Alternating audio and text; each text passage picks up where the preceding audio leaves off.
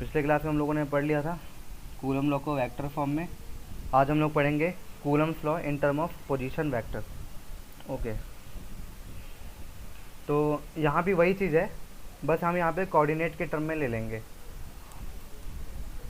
जो वहाँ पे वेक्टर फॉर्म यूज हो रहा था सेम वेक्टर फॉर्म यहाँ भी यूज होगा। जो फॉर्मूला वहाँ यूज कर रहा था मैं, सेम फॉर्मूला यहाँ भी यूज हो जाएगा। ठीक है, तो यहाँ पे टॉपिक डाल देता हूँ मैं।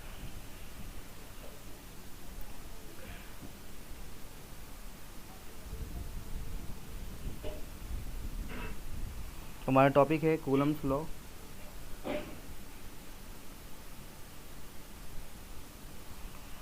In term of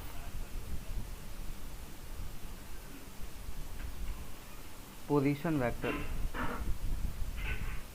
position vector का सिंबल पता है तुम लोगों को? हाँ भाई, आर है आर। हाँ, आर से नोट कर दिया हम लोग। ठीक है, तो चलो पहले मैं डायग्राम बना देता हूँ, फिर पोजीशन वेक्टर वगैरह देख लेंगे। ओके, तो तुम्हारे पास ये एक एक्सेस ये हो गया,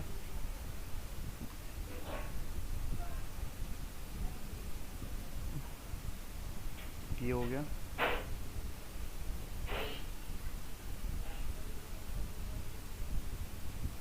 एक ये हो गया। ठीक, तो तुम्हारे पास एक्सेस हो चुका है। ये एक्सेस दिखाई दे रहा है ना, विजिबल है ना सबको बढ़िया से? हाँ भैया, एक्स वाई जेड। ठीक है, अब एक्चुअली में ये आपका ओरिजिन है ओ। ठीक है, और यहाँ पे ए पॉइंट पे कोई चार्ज है, जो कोई पॉइंट है, that is your point A, जिसकी दूरी ओरिजिन से r1 है। ठीक, फिर इसके बाद कोई दूसरा चार्ज है जिसकी दूरी होगी r2, तो उसको हम लोग पॉइंट बी मान लेंगे। तो ये हो गया आपके पास पॉइंट बी, जिसकी दूरी ओरिजिन से कितनी है, r2 है, राइट। फिर यहाँ से यहाँ तक का जो डिस्टेंस होगा वो मुझे क्या बता देगा भाई, पोजीशन बता देगा। ठीक है, मान लो दोनों जगह लाइक चार्जेस हैं, तो लाइक चार्जेस होगा तो क्या होगा, बी वाले को ए वाला क्या करेगा भाई, रिपल करेगा। तो ए वाले को रिपल करेगा, मतलब पहले चार्ज को रिपल करेगा दूसरा चार्ज इस डायरेक्शन में, है ना, और ए वाला बी को रिपल करेगा इस डायरेक्शन में। ठीक है ना, तो हम यहाँ पे कह सकते हैं force on two due to first charge. और यहाँ पे जो डिस्टेंस है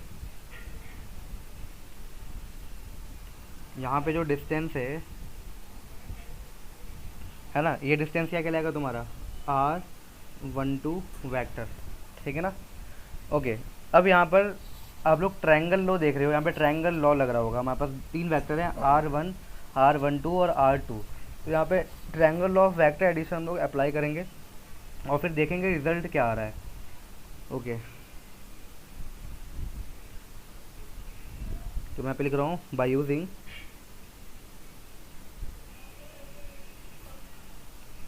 triangle law of vector addition. तो triangle law of vector addition से पहले मैं सिंपल सा एक डायग्राम बना देता हूँ, फिर दिखाता हूँ। देखिए, ये आपका r1 है, ठीक है,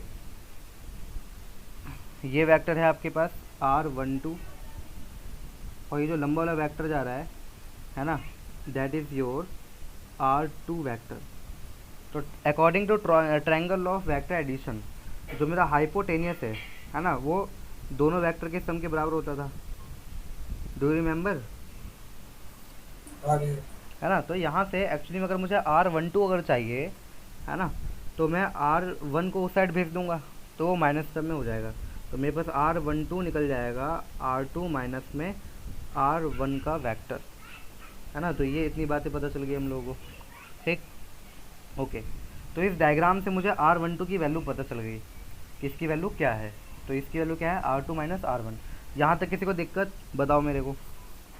नहीं भैया, है ना, बस इतना यही समझना होता है, यही ज़्यादा इंपॉर्टेंट होता है। और मैंने डायग्राम बिल्कुल अच्छे से बनाया है ताकि सब एक बार में ही समझ में आ जाए। ठीक है ना। अब इस केस के लिए हमने एक फॉर्मूला पढ़ा था, we know that F21 is equal to में के Q1 Q2 अपॉन में आर स्क्वायर और आर का यूनिट वैक्टर, 7 ठीक है ना, ये चाहिए होता था। और जब फोर्स F21 है तो यहाँ पे आर क्या लूँगा मैं, R12 ले लूँगा और यहाँ पे भी 12 ले लूँगा, ठीक है ना। फिर हमने पढ़ा था कि R12 यूनिट वेक्टर क्या होता है, R12 का वेक्टर, ठीक है ना, अपॉन में R12 का मैग्नीट्यूड। इसको अप्लाई कर देना इस फॉर्मूले में, तो यहाँ से हमें मालूम पड़ेगा F21 वेक्टर इक्वल टू में K Q1 Q2, है ना। और ये तुम्हारे पास आ जाएगा R12 का स्क्वायर और R12 वेक्टर की जगह पे आ जाएगा R12 का वेक्टर अपॉन में R12 का मैग्नीट्यूड।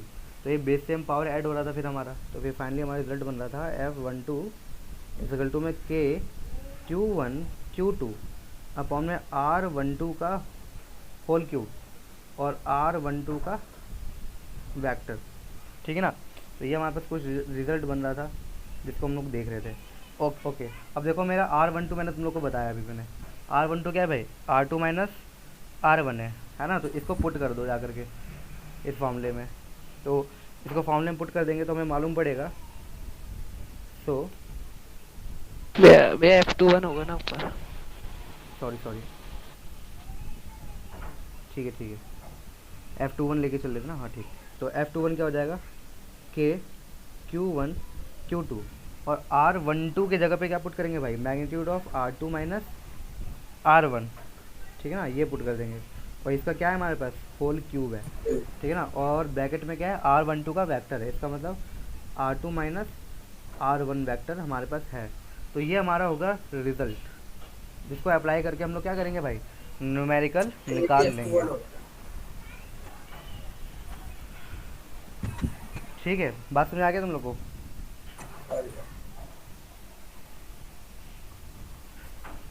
क्या है ना, मुझे जुबान पे चढ़ चुका है F12 से मैं बाबा वही लिख दे रहा हूँ, है ना। ठीक है, कोई बात नहीं। बाकी तुम लोग को समझ में आ गया ना मेथड पूरा,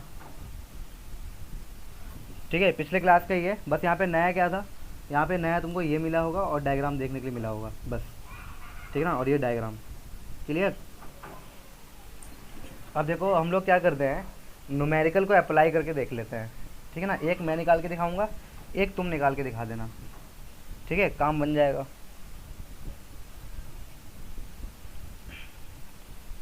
तो क्वेश्चन है तुम्हारे पास, two charges 6 microcoulomb and 12 microcoulomb are placed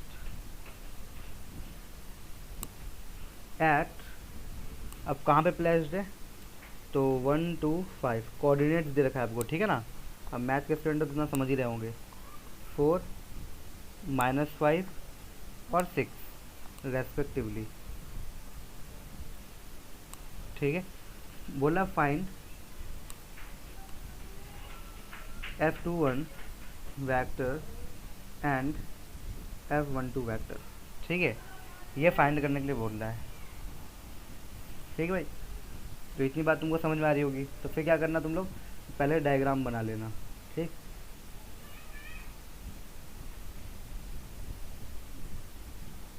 तो यहाँ पे तुम दिखा देना अपना जो भी है एक्स वाई जेड। ये डायग्राम फॉर्मेलिटी के लिए होता है, वैसे हम विदाउट डायग्राम भी क्वेश्चन को कर सकते हैं, ठीक।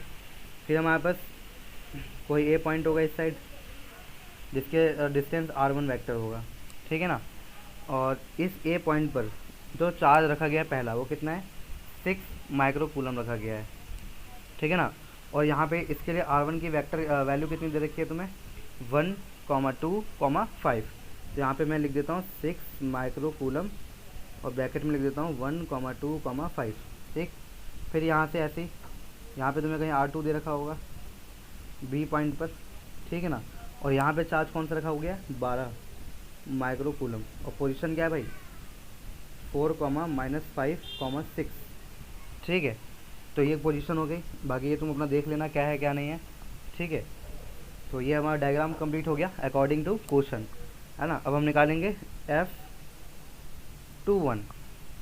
तो F21 निकालने के लिए, है ना, ये निकालने के लिए बोला गया। तो इसको निकालने के लिए पहले हमको गिवन क्या है, है ना। तो गिवन हमें R1 R2 की वैल्यू गिवन है, तो R1 की वैल्यू कितनी है भाई, 1 2 5, है ना। इसको वेक्टर टर्म में लिखेंगे, तो 1 को तो सीधा ऐसे लिख देंगे हम लोग आई कैप, प्लस में फिर क्या है आपके पास 2 है, तो 2 को लिख देंगे 2J, 2J कैप, प्लस 5 है तो 5K cap, I Five cap. ठीक है ना। तो ये पूरा वेक्टर फॉर्म में रिप्रेजेंट हो गया। इसी तरीके से तुमको यस R2 भी सर। गिवन है, 4 -5 और 6, तो 4 को लिख देंगे 4 आई कैप वेक्टर के टर्म में। और I कैप हाँ, -5J तो यहाँ पे कैप, माइनस, 6K कैप। हाँ ठीक है, प्लस 6K कैप। इतनी बात क्लियर हो गई होगी तुम लोग को, ठीक है ना। तो तुमको R1 R2 गिवन है, ठीक है ना। अब देखो सबसे पहले क्या है, अपना जनरल फार्मूला लगा दो, ठीक है ना। जनरल फार्मूला अभी मैंने तुम लोग को पढ़ाया, क्या होता है, K Q1 Q2 अपॉन में R2 माइनस R1 वेक्टर का मॉड का क्यूब, मैग्नीट्यूड का क्यूब, और R2 वेक्टर माइनस में R1 वेक्टर, ठीक है। अब इतनी बात क्लियर हो गई होगी तुम लोग को, ठीक है। हाँ भैया। ठीक है जी, चलो अब अप्लाई करते हैं हम लोग। तो ये हो गया हमारे पास F21 वेक्टर इजिकल टू में K इंटू में Q1 क्या है आपका 6 माइक्रोकूलम, है ना, और 12 क्या है आपका 12 माइक्रोकूलम है, ठीक है। तो इतना है आपके पास, अपॉन R2 माइनस R1 है, और यहाँ ब्रैकेट में क्या है R2 माइनस R1, तो बस R2 क्या है भाई, R2 जो यहाँ पर है ये R2 माइनस R1, मतलब इन दोनों को आपस में माइनस करना होगा तुम्हें। तो R2 माइनस R1 माइनस करो, तो पहले R2 लिख दो 4 I cap minus 5 J cap, ठीक है ना। फिर क्या है प्लस 6K कैप, फिर माइनस का साइन, फिर क्या करना है R1 वेक्टर को लिख देना है। तो R1 वेक्टर क्या हो गया आपका I cap plus 2J cap plus 5K cap. मैं माइनस को अगर डायरेक्ट अंदर मल्टीप्लाई कर देता हूँ, तो मैं डायरेक्ट मल्टीप्लाई करूँगा तो एक स्टेप बच जाएगा, सब कुछ प्लस वाला माइनस में कन्वर्ट हो जाएगा। यहाँ तक किसी को दिक्कत कुछ भाई, यहाँ तक दिक्कत किसी को कुछ नहीं भैया। ठीक है ना। और इसी का क्यूब लेना है नीचे, इसी का क्यूब भी लेना है नीचे, तो नीचे ले लूँगा मैं 4 I cap minus 5J cap plus 6K cap minus I minus 2J, ठीक है ना, और माइनस 5K कैप। इसके मैग्नीट्यूड का मुझको क्या लेना है भाई, क्यूब ले लेना है। इतनी बात हो गई, ठीक है ना। अब क्या करना है, कुछ नहीं, बस इसको सॉल्व कर देना है तुम्हें, ठीक है। तो ये हो जाएगा तुम्हारे पास F21 वेक्टर इजकल टू में K इंटू में 6 इंटू में 12, ठीक है ना। अब देखो इसको तुम लोग सॉल्व कर लो, 4i माइनस आई, तो 4i में से एक आई चल गया तो 3i कैप, ठीक है, माइनस 5 और -7 माइनस J का कैप। 2 हो जाएगा -7J कैप, प्लस का 6 One कैप cap, और माइनस K का कैप। 5, K तो कैप। सिर्फ प्लस का K कैप आ जाएगा, राइट। और जो चीज़ यहाँ पे आया है सेम चीज़ नीचे आएगा, ठीक है ना, नीचे भी वही चीज़ है। तो यहाँ पे हम लिख सकते हैं magnitude of 3i cap minus 7J cap plus का K कैप, राइट, इसका मैग्नीट्यूड का क्यूब, ओके। तो इतनी बात तुम्हें समझ में आ गई होगी। अब क्या करो, पहले मैग्नीट्यूड निकालो, पहले तुम ये वाला टर्म निकालो मैग्नीट्यूड। तो पहले मैग्नीट्यूड कैसे निकालोगे, अंडर रूट, याद है तुम्हें पढ़ाया था ax² plus ay² plus az², एक कॉन्सेप्ट होता है ax² ay² प्लस में az² का अंडर रूट। इस तरीके से निकाल लेते हैं हम लोग मैग्नीट्यूड, है ना। तो इसी तरीके से निकालो मैग्नीट्यूड ऑफ पोजीशन वेक्टर, है ना, अंडर रूट ax²। अब यहाँ पे क्या है भाई 3 है, 3 है ना आपका, तो ये हो जाएगा 3 का स्क्वायर,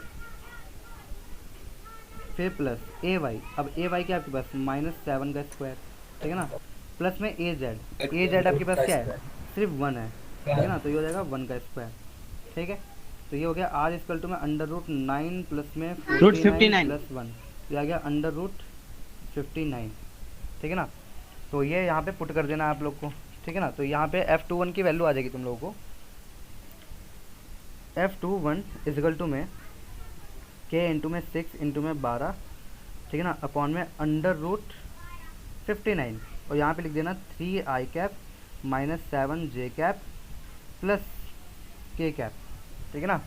अच्छा, चार्ज जो था तुम्हारा माइक्रो कूलम में था, तो उसका माइक्रो ना कॉमन ले लेना स्टार्टिंग से, 10⁻⁻6 माइक्रो भी लेना, ठीक है ना। तो ये हमारा एग्जैक्ट आंसर यहाँ पर आ गया है, ठीक है।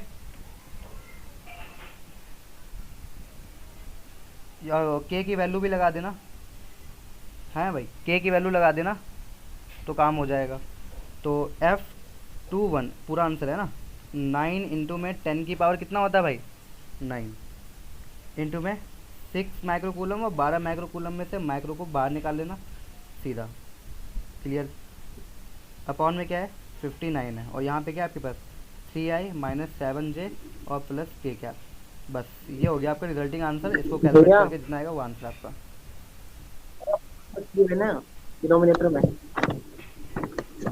ये -12 कहाँ से आ गया? Thank you power.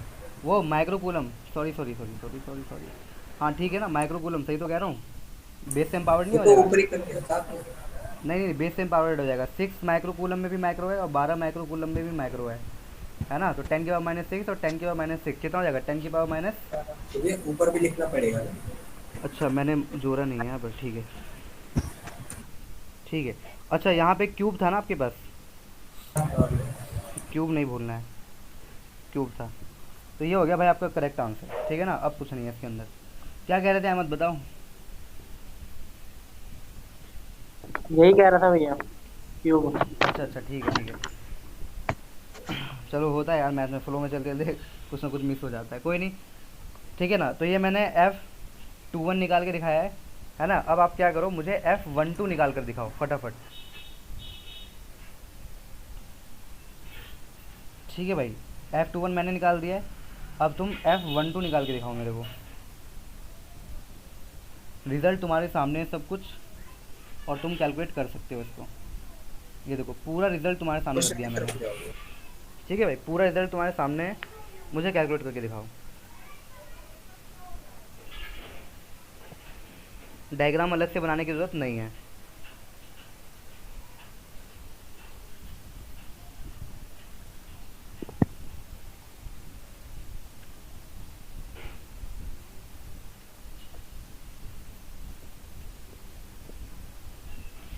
ठीक है ना। अब तुम्हें क्या यूज़ करना पड़ेगा भाई, R1 माइनस R2 यूज़ करने का। अब उल्टा यूज़ करना पड़ेगा तुम्हें, है ना।